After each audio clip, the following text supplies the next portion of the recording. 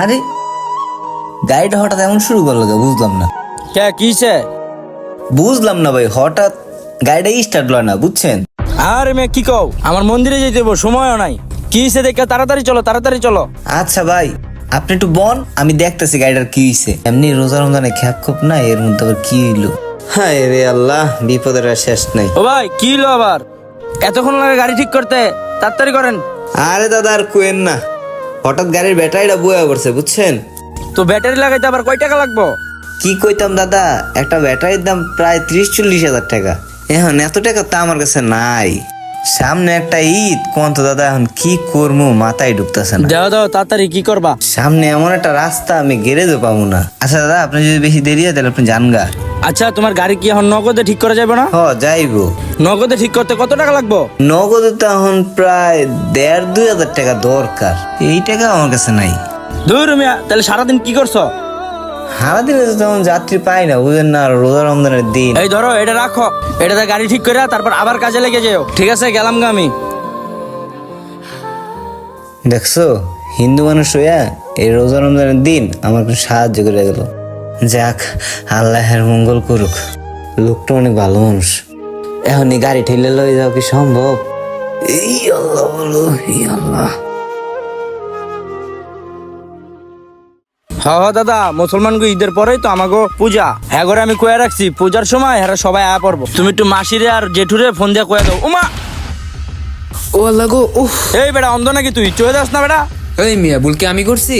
আপনি রোজা রমজানের দিনে আকাশের দিকে তাকায় তাকায় কোক খাইতে খাইতে আইতাছেন, আবার আমারে জারি দেন? হ্যাঁ ওই মিয়া, তোমার আমি জারু দিম না কি করবো? আমি কোপানে খামো না কোপানে খামো, এটা আমার নিজের ব্যক্তিগত ব্যাপার। তোমার এটা কই দেবো? তুমি আমার ডাক্কা দিলা কে? আবারও হই একই কথা কইতাছেন? ওই মিয়া, ডাক্কা কি আমি দিছি? তুমি জমিনের দিকে তাকা আরো কে? তুমি কি চোখ কে দেখো না? আরে ভাই, আপনি তো আকাশের দিকে তাকায় আটতাছেন, এর লিগেই তো ধাক্কাটা খাইছি। আবার মুহে মুহে কথা কয়। তুমি যে আমার কোকটা ফালা দিছো, এখন কোকের জরিমানা দাও, জরিমানা দাও। ভাই, রোজা রমজানের দিনে মাথাটা গরম করো না, নাহলে কিন্তু ইট দিয়ে মাথার ভিতরে একটা বাড়ি কি দিই। করি তুই? তুই আমার ইট দেবার মিলবে? বেটা তুই আমার চিনোস? আমি কেডা? আমি একটা ফোন দিলে বেটা তোর এনতে উড়াই লয়ে যাবে বেটা, বুঝোস? এমন পাওয়ার লয়ে বেটা চলি। হ হ হইছে, এখন ইফতারির সময় তো এলে কিছু কইলাম না, নাহলে আমিও দেখাই দিতাম তোমারে। ঠিক আছে, তুই কি করতে পারো সেটাও আমি দেখতে লমু। তোর লগে আমার খালি নেক্সটে দেখ হোক, পরে দেখবি আমি কি করতে পারি। হ হ দেখ মনে। সুবহানাল্লাহ সুবহানাল্লাহ সুবহানাল্লাহ সুবহানাল্লাহ। হাই ভগবান, মানি ব্যাগটা আমার কই পড়লো? মানি ব্যাগটার ভিতরে কত কিছু আছে, ভোটার আইডি কার্ড আছে, পাসপোর্ট আছে। এটি না থাকলে আমি ইন্ডিয়া যাবো কেমনে? এটি না পাইলে তো আমার ইন্ডিয়া যাওয়া হইব না। মানি ব্যাগটা কই যে পামো? উফ, আজকে অনেক রোজাই ধরছে না, এই জায়গায় একটু বইয়া রেস্ট লই। উফ আল্লাহ, আরে এই জায়গায় একটা মানি ব্যাগ, আবার পাসপোর্ট, বিষয় মিশা সবই তো আছে দেখা যায়, আবার এনআইডি কার্ড। হায় রে আল্লাহ, না জানি কার মানি ব্যাগ এটা। একটু সামনে যেয়ে দেখি তো, কাউরে পাইনি। দাদা, একটা মানি ব্যাগ পাইছেন? Money bag? হ্যাঁ। আচ্ছা, আমি যে মানি ব্যাগটা পাইছি এটা কি ওনার নাকি? দেখেন তো ভাই, এটা আপনার মানি ব্যাগ নাকি? দেহি দেহি। হ দাদা, এটাই তো আমার মানি ব্যাগ। কই পাইলেন? জানেন দাদা, এটার ভিতরে কত ইম্পর্টেন্ট কাগজ আছে আমার। মানি ব্যাগটা না পাইলে আমার ইন্ডিয়ায় যাওয়া হইতো না। আপনারে অসংখ্য ধন্যবাদ দাদা, অসংখ্য ধন্যবাদ। আপনি কিছু খাইবেন? না ভাইজান, আমি কিছু খাবো না, আমি রোজা। আচ্ছা ঠিক আছে দাদা, অন্যদিন খাওয়াই দেবো আপনারে। আসি দাদা, নমস্কার। আসসালামু আলাইকুম। ঠিক আছে ঠিক আছে।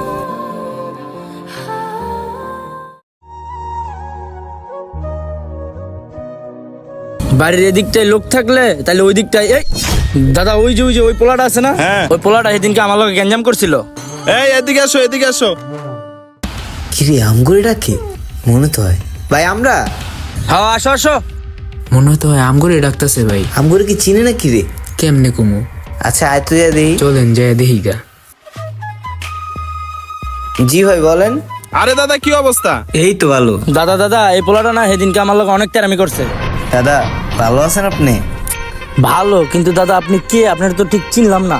দাদা আপনি আমার চিনেন নাই? ওই যে ওদিন আমার রিক্সা নষ্ট হয়ে গেছিল, পরে আপনি আমার টাকা দিছিলেন আমার রিক্সা ঠিক করার লেগা, মনে পড়ছে? ও আচ্ছা, হ্যাঁ দাদা মনে পড়ছে মনে পড়ছে। আচ্ছা দাদা, আপনার যে রিক্সাটা নষ্ট ছিল এটা কি ঠিক হইছে? হ দাদা, রিক্সা ঠিক হইছে। কিরে শঙ্কর, এরে কে চিনস নাকি?